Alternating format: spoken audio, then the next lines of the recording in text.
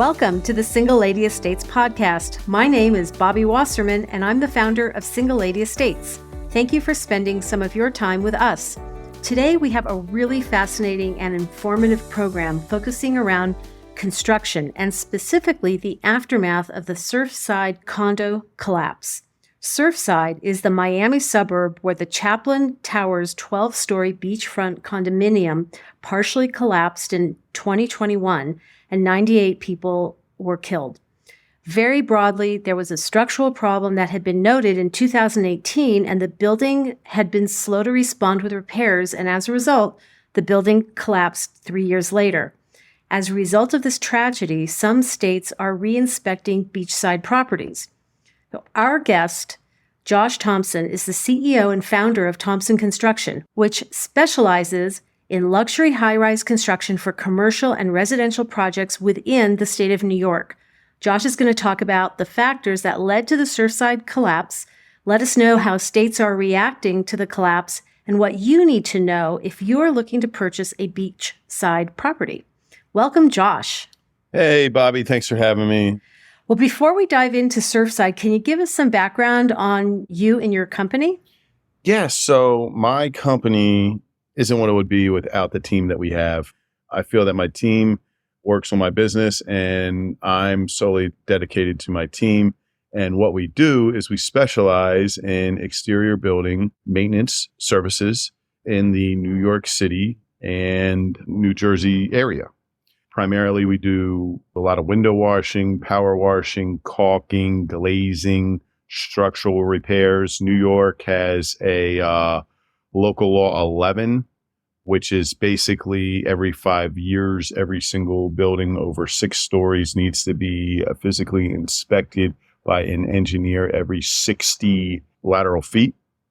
So pretty much full inspection all the way around the building. So a lot of times these may be clients that we already have that now need to facilitate an inspection to where our team is basically an Uber driver for the engineer to where just basically cart them around the building, either via scaffolding system or a lift or something like that.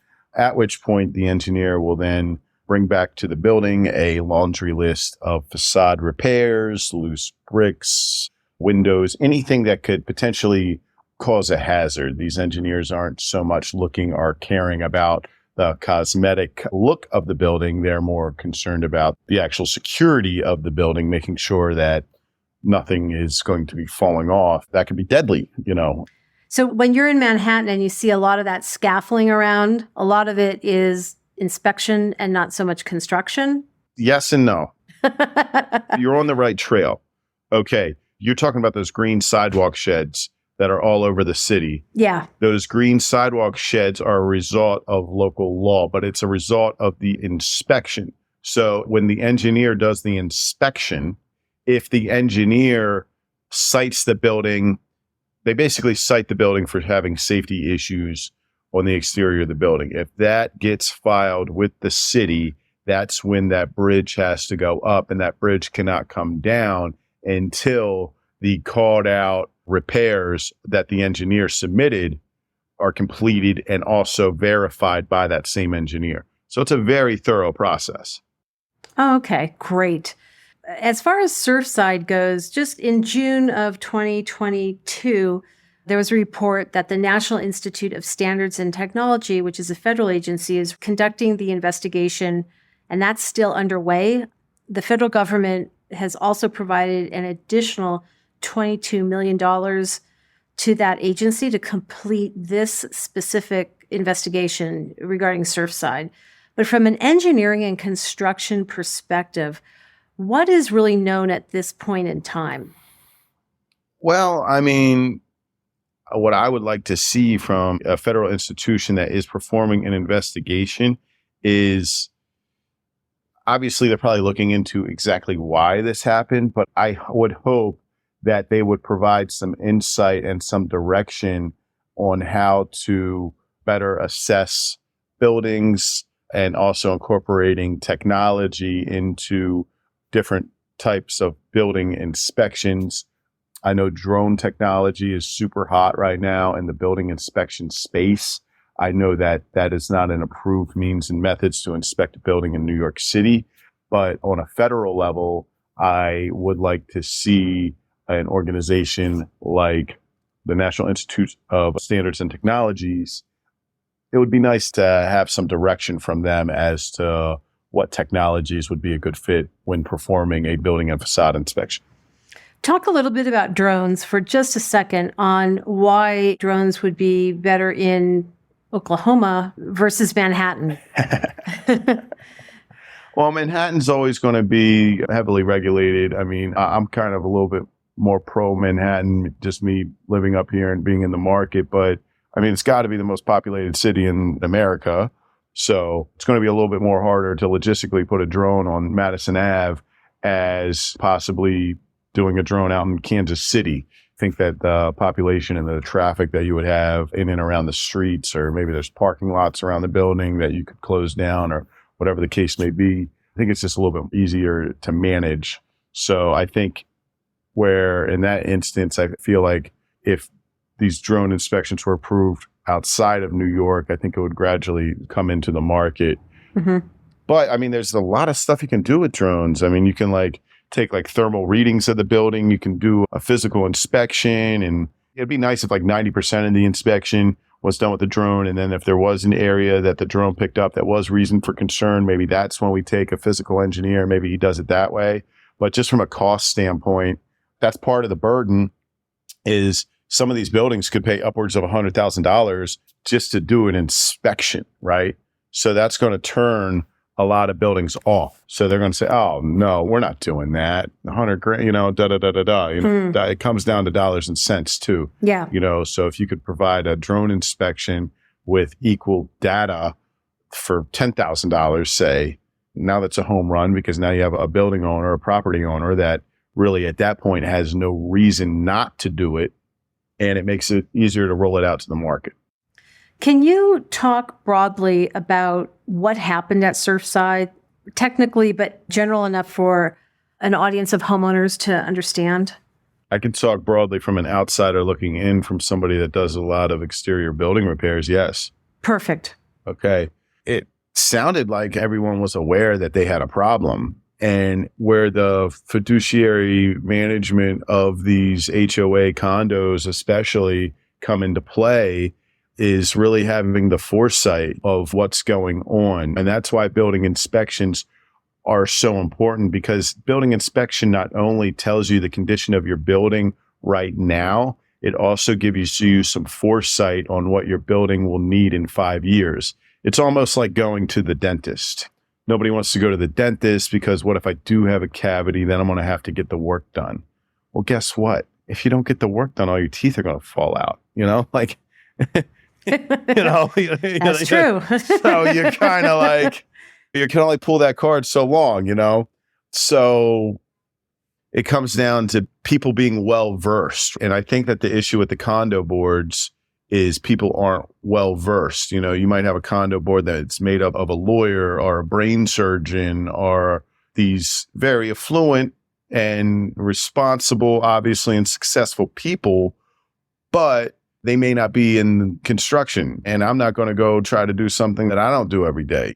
I'm not going to pretend I know how to perform brain surgery. It's not going to go too well. So I think that them having planning involved, because also capital X planning, say you do your building inspection, right? Mm-hmm. And say off the data that comes off your building inspection, we say, hey, your building's fine right now, but in 7 years from now, you can expect to have to redo all your mortar joints, all your caulking, all your glazing, maybe along with another laundry list of repairs. And the estimated cost on this is $1 million. But that, for a condo board, if they had 7 years to plan that out and to explore different CapEx options, they have 7 years to figure it out, how to come up with this money to have ready, to have in pocket for when these repairs do happen. And maybe in 7 years, you get lucky. Maybe in 7 years from now, the building hasn't deteriorated as bad as the engineer would have thought, right? Mm-hmm. But I think the important thing is the condo board having the fiduciary insight to think that far ahead and to prep and plan. Because I think what happens a lot with these buildings is it gets dropped on them like a heart attack. You know what I mean? Like I feel that I could imagine that perhaps Surfside did not have that foresight on what was really going on with their building. You know, it might have just been dropped on them. Hey, you need 1.5 to do these repairs. And they probably had no budget in place for that. You know, what are you going to do? You know, 1.5 repairs and you got 100 people living in the building. You know, we're going to say that, hey, everybody next month has to drop 150 grand into your HOA fee. Yeah. You know, that's not going to go over very well. How does this knowledge transfer to other beachside properties throughout the U.S. in the coastal communities? Well, they need to take this seriously. You know, they need to take this as a warning sign. They need to take it as, hey, if it could happen in Surfside, it could happen to me. So what specifically in New York and New Jersey, what are they doing to ensure that there is not another Surfside type collapse in their states? Well, New York City especially has had local law in place for probably 10 years now, Local Law 11. They just introduced a local law that's similar to Local Law 11 for parking garages. So if you're outside of New York City and you're in government and you're looking on putting something in place, I would look at exactly what New York City has been doing because they've been doing it for so long. I mean, granted, they are pretty aggressive with their regulations, but I would look at that and kind of build my own program that works for me using the New York City model as a basis. The mayor of Jersey City just passed a similar ordinance to local law 11 in New York City, in Jersey City. And I think the buildings have to get inspected every 6 or 7 years. It's a new ordinance that just popped into play. And I'm actually really happy to see that. And I'm sure that other cities and our towns are going to, soon to follow suit. I'm not really sure outside of Jersey City what others are doing, but I was happy to see Jersey City put that into play pretty immediately after the Surfside collapse. Talk specifically about Local Law 11 for those of us who live outside of New York. Local Law 11 is essentially a local law that is subjective to the 5 boroughs of New York City that basically says every building that's over 6 stories in the 5 boroughs of New York have to be inspected by a certified engineer every 5 years, every 60 feet. So it's pretty aggressive. Do you know what other states are doing in regards to this type of prevention, perhaps on the Gulf or West Coasts? I don't know what California is doing, but I do know that they are pretty heavily regulated, pretty similar to New York. So I wouldn't be surprised if they have something out there. I do know that Florida does have a 40-year annual inspection, and every building in Florida is probably 40 years old. So that probably means they all need to do it. Do you know if Florida actually does that or? They do. Okay. They do. Great. One of our business developers actually used to work for some engineering firms, and she is very well versed in Florida's 40-year recertification ordinance. But if you compare that to New York City, 40-year ordinance, recertification ordinance compared to New York City's Local Law 11, which is every 5 years. I mean, I don't really have to elaborate a little anymore as to there's a big gap there, So whereas New York may be overly aggressive, 40 years is probably a little light on what you should be doing as well. Maybe there's a happy medium somewhere in between. Yeah, in between there, yeah. You had also mentioned that technology as far as drones. In the New York Times in June of 2022, they had an article where the security guard on duty at Chaplin Towers did not know how to activate the building's warning system, and that there was a 7-minute lapse between the warning and the collapse of the building, which probably could have saved lives if people had known about it. Can you talk about the role of technology, other than drones or in addition to drones, in construction and how that is changing? This day and age, there's no reason through some sort of app or something like that been able to identify everybody in the building, some sort of SOS text message or something, you know what I mean? Yeah. You know how, you have an alert pop up on your phone that like, hey, there's Yes. or if there's like a weather alert or something like, I get severe weather alerts on my phone. There's no reason that the building's administrative team shouldn't be able to put out a similar alert to the residents of the building in this day and age, in my opinion. Seems pretty reasonable. Yeah, I mean, I get an ESPN alert every time something happens, For owners of similar properties, what do they need to know, or what questions do they need to ask to ensure that their building is not at risk for structural failures? And does the age of the building come into play? I'm just assuming many of the seaside and beach condos were built like in the 70s through the 90s. Yeah. I mean, age does come into play, but you'd be surprised that even some of the new construction buildings, they have a lot of issues too. If I was buying a condo and I was not going to sit on the HOA board, I would want to seriously know what my HOA board was doing about prevention, about the financial oversight of these type of properties. Like, I don't want to move in, and then because there wasn't enough financial oversight, all of a sudden I find out that my HOA fees $200,000 one month because now all of a sudden there's this huge thing. I would want to know, like, what systems does my HOA have in place to monitor, forecast, and really execute the structural maintenance of a property that I was planning on moving into. For the people who are looking to purchase beachside homes or condos, what additional questions might they need to ask their realtor or the HOA, in addition to seeing their financial documents? Yeah. I mean, guess what? The HOA, they vet out the owner pretty good, right? Yeah. I'm pretty sure that before you move into a place, you're going to have to provide a decent amount of financials, and I would turn the table on them. I would be like, what are you guys doing? What do you guys have in place? Where's my HOA funding going towards?